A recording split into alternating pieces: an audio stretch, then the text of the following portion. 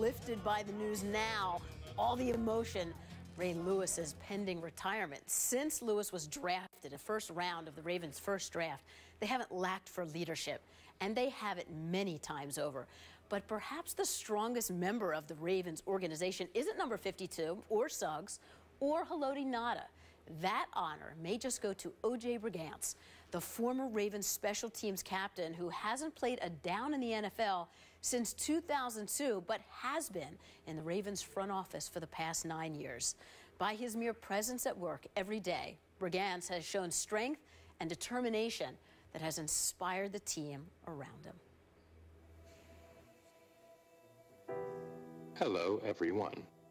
My name is OJ BRIGANCE, and I am a Raven. OJ BRIGANCE is the strongest man in the building, and it's a building of a lot of strong men. Basically, OJ BRIGANCE is the spirit of the Baltimore Ravens. He embodies everything that we are, his strength, his testament, his commitment, and he doesn't have to say a word, it's just his presence.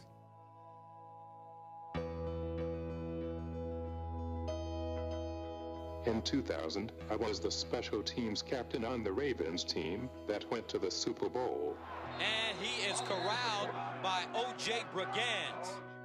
OJ was our special team guru, basically. There's nothing like playing with OJ BRIGANCE who runs down and sacrifices his body. Super Bowl 35 is just about set to go. I had the opportunity of a lifetime to play in Super Bowl 35. We lined up and kicked off. As I started running, I remember seeing all off the camera flashes. I beat the blocker assigned to block me and made the tackle on the 20-yard line. Comes near side and is tackled by OJ BRIGANCE. That tackle sent a message to the Giants and the world that the Ravens had come to play. And the Ravens are the champions of the world. In 2007, I was diagnosed with amyotrophic lateral sclerosis, more commonly known as ALS. It was very shocking. It was very, as it would be for anyone with such a devastating diagnosis. It slowly took away the use of my extremities. First my arms, then my ability to walk, and eventually my ability to talk. Hello again, everyone, and welcome to Ravens Report. I'm OJ BRIGANCE. Someone asked me one day, OJ, well, how you doing? Are you making it? And I'm like, no, I'm no more than making it. I'm living it out to the best of my ability.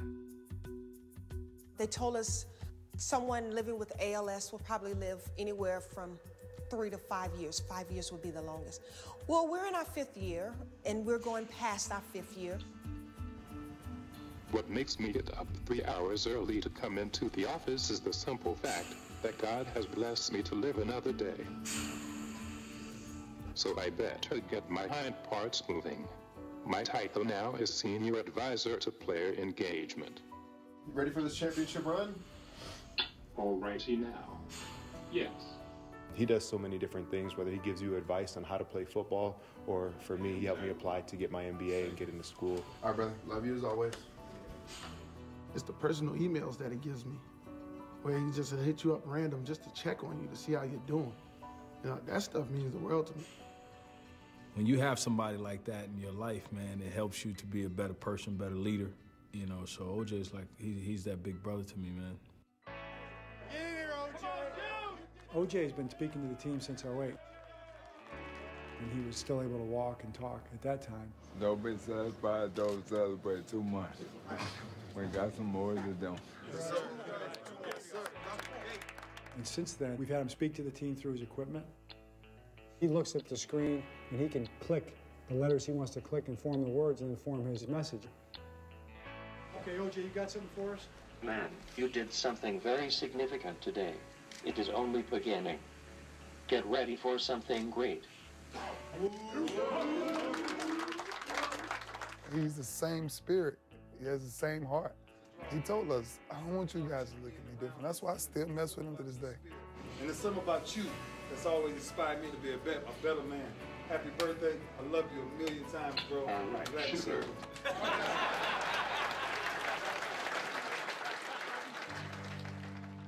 When you think of a struggle, you think of OJ. And you can't come up with any excuse for not to come to work and try to be the best you can be. There's days where you don't feel like practicing. There's days where your body doesn't feel good. And then OJ comes up in his wheelchair and he already has a message for you. And the message is, hey, how you doing? Or come talk to me, or how's it going? He was one of the toughest, strongest warriors to play football in this league. And yet by his attitude, been made great through this weakness. We can refuse to see it if we want. We can put it at arm's length if we choose to, but it's right there for all of us to see, and I know that we've all grown from it. Regardless of what we go through in life, there is always purpose wrapped within the pain. It all boils down to this. Every triumph and tragedy in my life has served as preparation to stand firm in this moment, to take what many perceive as an unbearable circumstance and impact the lives of others. And to be clear, OJ moved to the Ravens front office before he was diagnosed with ALS. He's been an invaluable member of the organization always. And Trent Dilfer is here with us because, Trent, you were his teammate. You got to experience his strength, firsthand. Well, obviously that piece talks about something so much bigger than football. Talks about influence, and hopefully here at ESPN you have so many great players talking about football, and hopefully the perspective we give sometimes is what football gave us and the power of the game, and really the power of the game is in the relationships. And I look at my time in Baltimore as one of the great life-changing experiences for me, not because of what happened on the field, because of the people I was around. And what Ray Lewis did for my life, we talked about that this week with him retiring. But what OJ did, OJ taught me, and you saw it in that piece, the value of influence. And we all have influence. But that every single day, our actions, our attitude, our effort, our energy is going to either positively or negatively influence somebody. And OJ had a tremendous influence on all of us that were his teammates. And OJ taught me and all of us on the Baltimore Ravens teams, too, that, there's all kinds of leaders in life and football. But there's thermometer leaders, those that react to the environment around them. And then there's thermostat leaders, guys that set the temperature. Mm-hmm. It doesn't matter of circumstances. They come every single day with an energy to them, an influence to them that just changes the room. And that was OJ. I mean, he touched us in so many levels. I texted my wife right before that piece came on, and I just said, hey, any thoughts on OJ you want me to share?